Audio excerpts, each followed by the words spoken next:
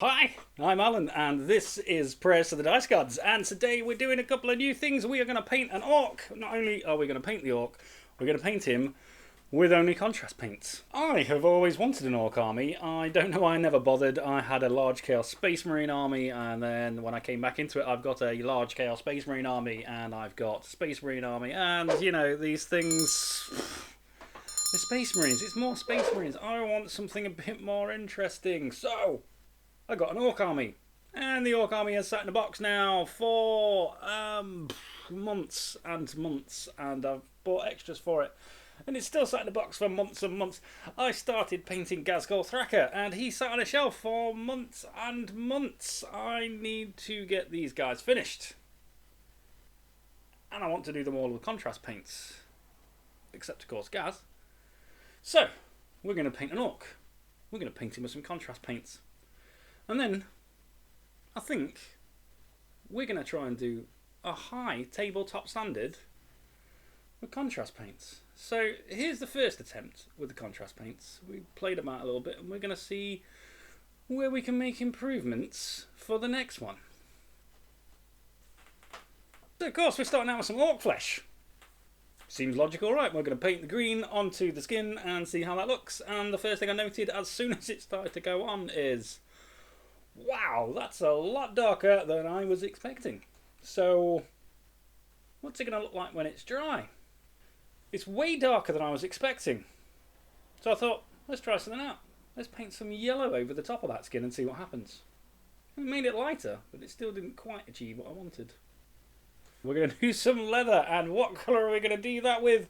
Well, of course, we're going to do that with Snakebite leather, because that's the brown that we have. That's the leather colour, apparently, and I'll be honest, I remember when there used to be a paint called Snakebite leather, and I loved that paint. So we start sticking this on. I put it onto the boots, the trousers, you know, anything I thought was leathery that I didn't think I was going to accidentally paint over when I do the next steps. It's nice. It looks quite dark. There's got to be a way to improve this to make this look quite the way it does. So again, we're going to note down that we need to change that, and we're going to do something different with the next orc. So we stick it all over, and the recesses get really dark with this colour, but the lovely brown that it gives you over the rest of it is something I can work with. Contrast paints are absolutely phenomenal when painted over a silver base. I mean, they look absolutely fantastic. I mean, it goes really well over the contrast bases. But over silver, it just takes on a new level. So, we're going to go over every single silver part on this model with silver, obviously. I know that's not a contrast paint, but it's going to be the only paint that we use throughout this entire workup that isn't a contrast paint, and we are literally only using it as a base. So, I wanted to add a splash of colour in here. So, what better way to do that than to give him a red top? You know, he's a green skin, red works well with green. So we've got the Blood Angels contrast paint. We're putting that on to make his top red because we want to use the other red that I have for other parts. At this point I decided I don't like the brown boots. It does not work well. The Snakebite leather just didn't make it look the way I wanted it. So I decided I was going to go over that with my favourite contrast paint, the black one. Black Templars, straight over the top. Now, don't be lazy like Alan. Actually put on your base coat again, clean it up, and then apply your black, because otherwise it just looks like you've got a bad and black out and slapped it all over the boot. Of course, I'm not going to change it because I'm trying to get this content done for YouTube, and it's time sensitive, so I just leave it as it is. If you like the video, be sure to click on the like button before our orcs find it, destroy it, convert it, turn it to Mork and Gork. So, after performing a sneaky cleanup process off screen, I have blocked out the lips, the nose for what it is, as well as parts of the ears, so that I can add Guilliman flesh to those parts to make it look like he has this new pink blood that they're supposed to have, or red blood, or whatever they're supposed to have. So it's not green anymore, so they're red-blooded.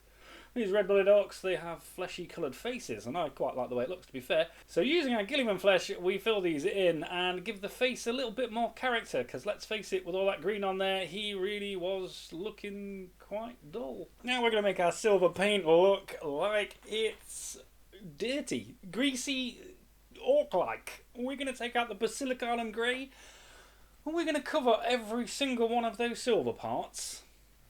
Well, I say every single one. We're actually going to fill all but 2 with Basilicanum Grey, because the effect that that has over silver is, let me tell you, well, let me show you. It looks amazing.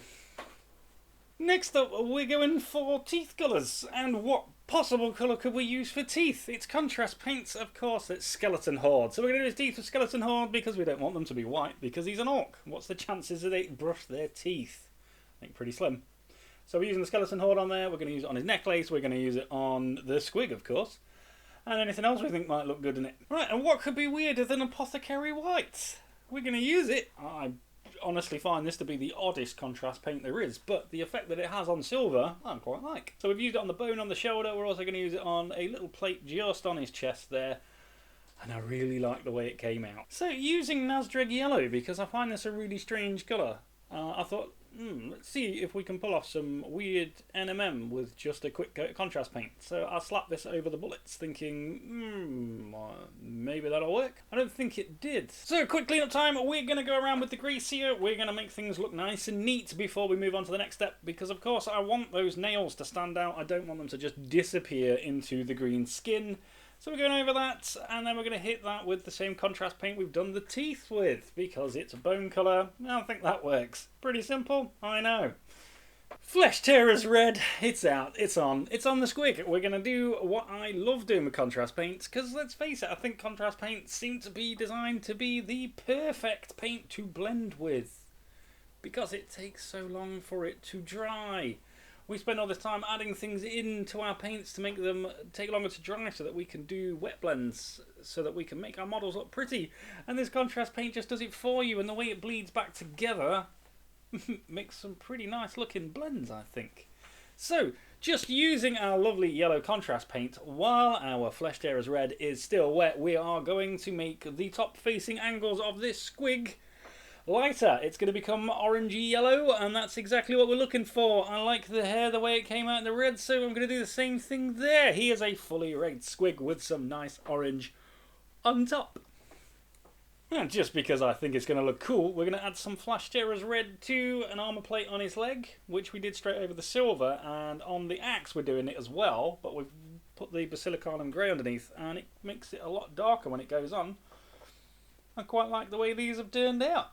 Flesh Tearers Red is a really nice red, but then so is the Blood Angels Red, but we wanted to have some slight variations in the red, because otherwise it all look the same, and we don't want that. So of course there's some bits I did off camera just because they're a little bit easier, or because I forgot about them and then I was looking at the bottle and noticed I'd missed a couple of bits, so I did those off camera. I did the eyeballs. The eyeballs are literally a bit of grease here just to give us that nice base to start with, and then, believe it or not, I used Black Templar to put those little spots on the eyeballs, and I'll tell you what, because the paint's so fluid but thick all at the same time, that eyeball was a doddle to do. I usually, like most people, struggle to get those dots right first time. All 3 eyeballs. Who'd have thought it? No, I think this model looks reasonable. It's tabletop standards. I think we can do better. There's a lot there that I can work with. So we're going to do the Orc Diaries, where we're going to start trying to paint an entire Orc army using only contrast paints. We want to make it quick, but we want to make it look nice. So we're going for a high tabletop standards. For those of you that know what that is, it might not be achievable, but then you see some of these other painters with their contrast paint starting, and I think it is. So we're going to give it a go. I want to see how quickly we can get it done. Now, if you feel like you've seen too much of my face in this video, leave me a comment down below and I will consider taking it out. Now, if you've enjoyed seeing my face more in this video, leave a comment down below and I will see whether or not I can send you a picture.